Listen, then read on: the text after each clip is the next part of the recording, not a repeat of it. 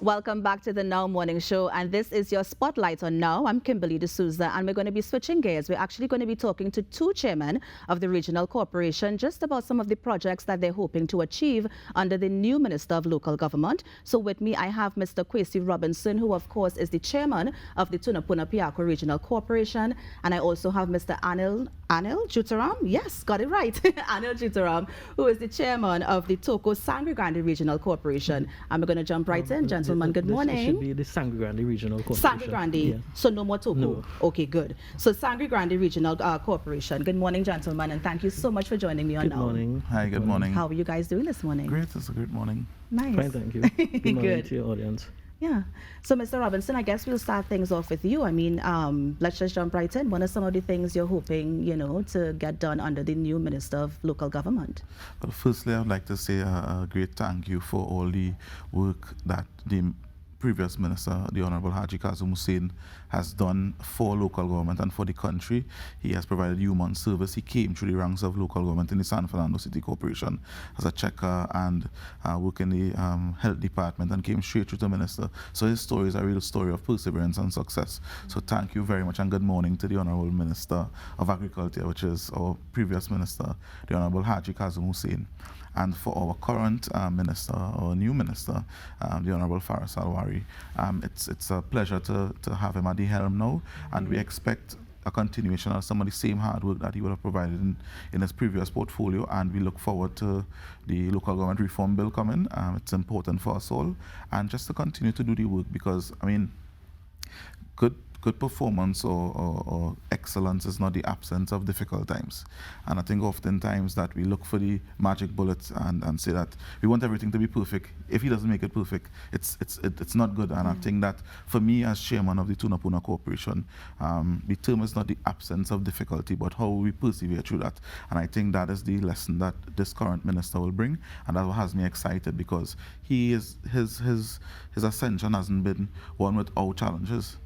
And when you have a situation where you have a sailor now taking the ship and going to, he has been through difficult waters before. So I think it's a match made in heaven for us at TPRC. We're excited to have him, and we're going to get the projects done, because an excellent politician is one that there are going to be potholes.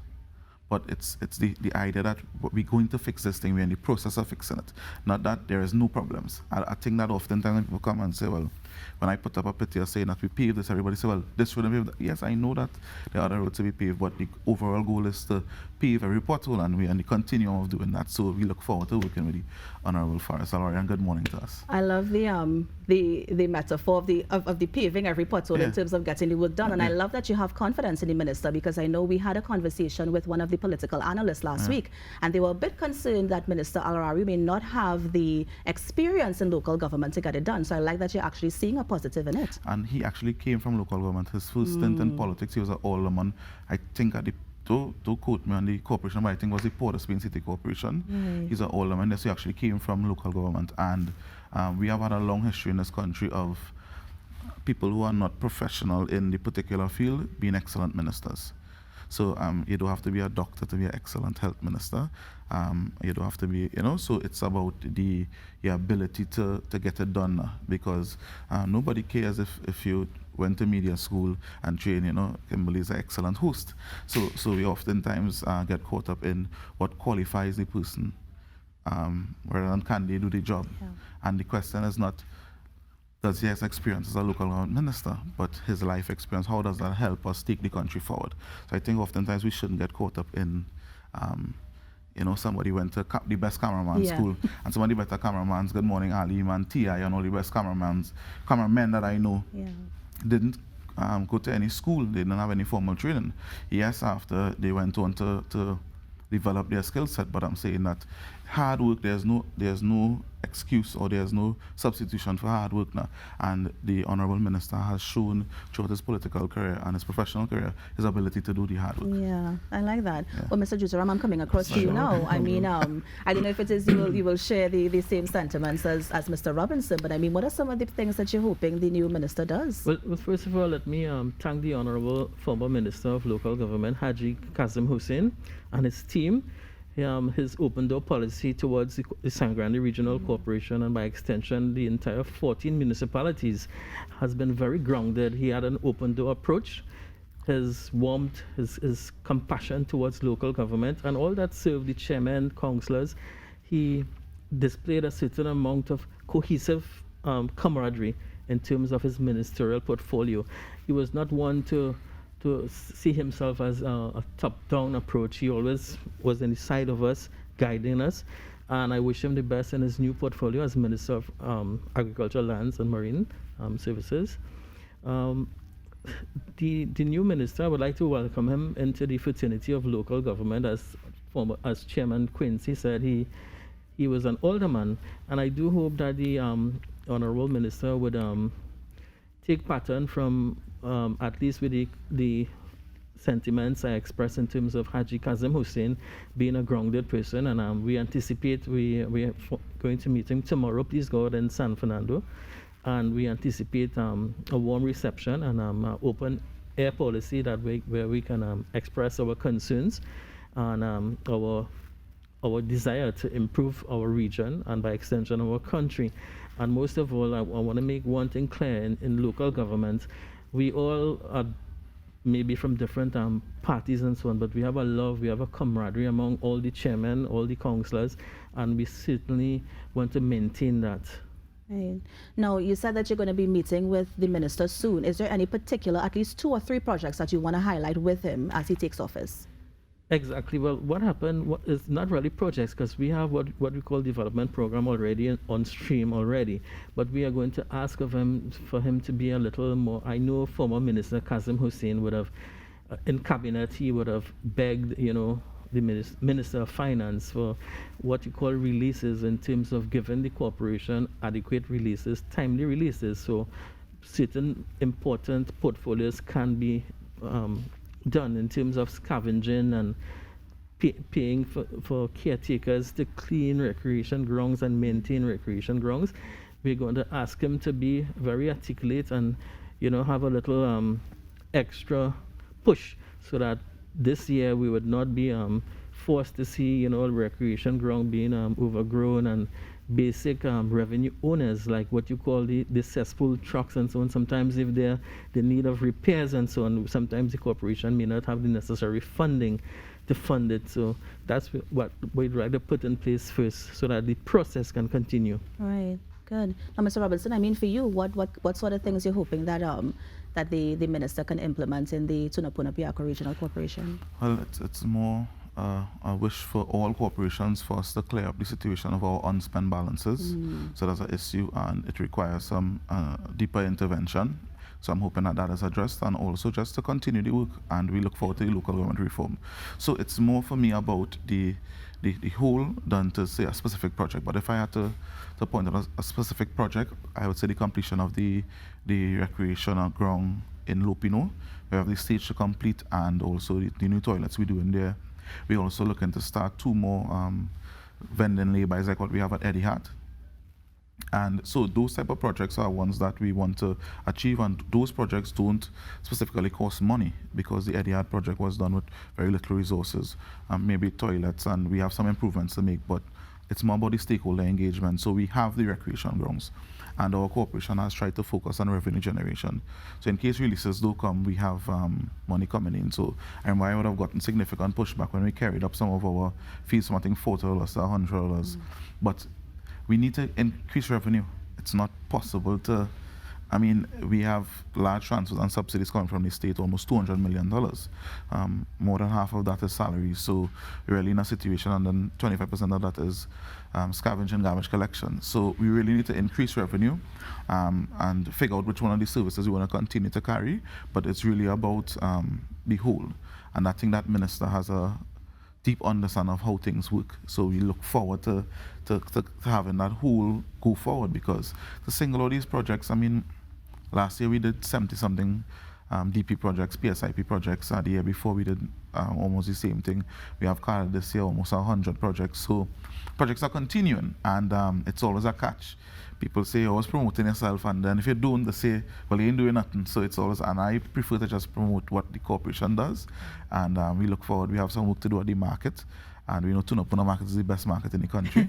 And so... You say that next to Mr. Juteram. No, they understand the greatness that is Tunapuna. Right. And the DJs from Loop, you know. So, I'm not shocked. Right. I mean, so we have a lot to offer in Tunapuna Corporation, and as we continue to develop, I look forward to excellent work from our new line minister. Okay. Yeah. Well, I mean, back to you, Mr. Juteram. I mean, what is some of the work of the regional corporations? Because I mean, we're speaking about Pothole, we're speaking about Buck Street. Is it just that, or is there more? No, actually, the Sangre Grande Regional Corporation has took on a new type of work, because our sisters from Ministry of Works and our brothers and sisters from Public Utilities, what happened, we at the Sangre Grande Regional Corporation has been lending out an olive branch to our brothers and sisters in the Ministry of Works. For example, I toured the Matlot area about two weeks ago, and I saw for myself the level of the road itself, you know, eroding, big potholes, cars could have gone into it, lives could have been lost. And I'm not bashing anybody here, but we couldn't sit idly by as a corporation, and our Ministry of Works in Sangre Grande, they are short of equipment and so on. And I called up the engineers. I said, hey, let's do something together. You all provide us with the material. We will send up our equipment, our backhoe, our trucks, and our drivers, and we'll fix it for the people. Right. Right? Same thing with Wassa. Wassa, they had some leaks, areas like Salibe, Balandra, Sanssouci was without water for quite a number of maybe about 2 weeks. We sent our equipment up there to assist Wassa. So the Sangre Grande Regional Corporation has been stretched for manpower and equipment. As you know, the Sangre Grande Regional Corporation, we have almost 35 what you call unplanned developments, squatting areas. So that has further stretched our what we have to do. We have to provide services, water, you know, cleaning toilets and so on. The people in the area under humanitarian, they ask for material for the roads. So it's not like we are just vested with one set of vested roads and so on. We have additional responsibilities, and at the same time, you know, the funding is a great challenge.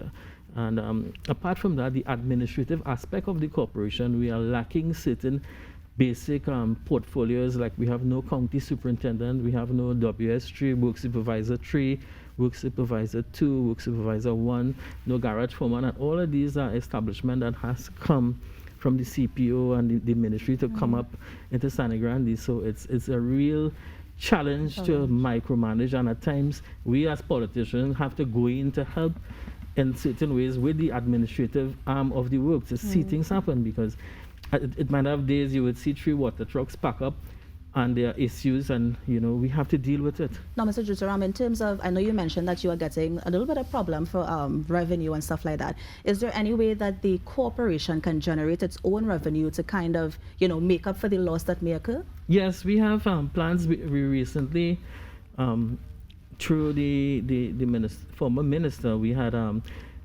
been on the verge of getting the Toko Lighthouse vested in the Sangre Grande Regional Corporation, and that is going to be formatted in such a way it can earn revenue in terms of when people come to look at the Toko Lighthouse, pay a little fee, and that will help us. But we have revenue generated income in terms of the cesspool, the market, the vendors, and so on.